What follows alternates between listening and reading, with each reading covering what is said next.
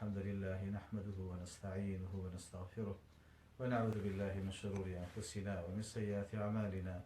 من يهده الله فلا مضل له ومن يضلل فلا هادي له، وأشهد أن لا إله إلا الله وحده لا شريك له، وأشهد أن محمدا عبده ورسوله. إمام الزهري فرمي: ما عبد الله بمثل الفقه، هیچ عیبادەتێ نەکراوە لای خدا سوودی زیاتر دێ بەوێنەی فێربوون لەم دینە پیرۆزە. ئیمامی شافعی فەرمێ: طلب العلم أفضل من الصلاة النافلة، فێربوونی ئەم زانستە شەرعیە لای خدا بەهای زیاترە لە ئەنجامدانی نوێژە سونەتەکان.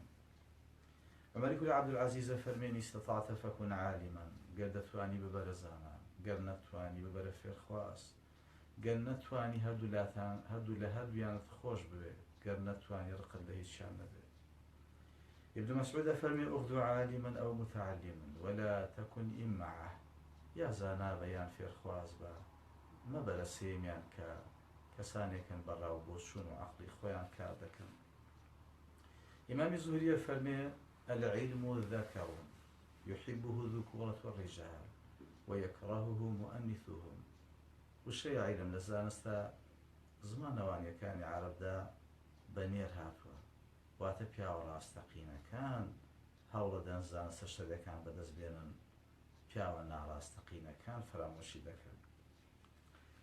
عونی عەبدوڵڵاه فەرمێ: إن من كمال التقوى أن تبتغي إلى ما قد علمت علم ما لم تعلم. تەقوای تەواو لەوەدایە کە هەوڵ بەی لەم دینە فێربی و ئەوەشی کە فێربووی فەرامۆشی نەکەی، هەوڵ بەی زیادی کە ڕۆژ لە دوای ڕۆژ. حەسەنی کوڕی ئیمامی عالی خوای لێ ڕازی بێ زۆر جار بە مناڵەکانی خۆی دەفەرموو: تعلموا العلم فإنكم صغار قوم وتكونوا كبارهم غدا.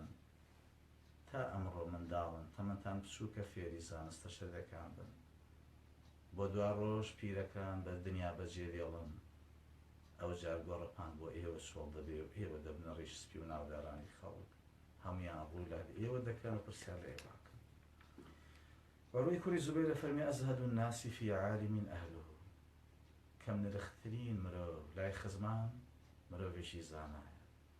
وما أقبح على شيخ يسأل ما ليس عنده. خراپترین شتیژەوەیە کە ئینسانێکی بە ساڵاچوو پرسیاری شتێکی لێ بکرێت کە وەڵامی لا نەبێ بۆی. ئیمامی زوهریش فەرموویەتی: العلم خەزائن ومەفاتیحها ئەسوار. عیلم گەنجینەیە، کلیلەکانیشی پرسیارکردنە.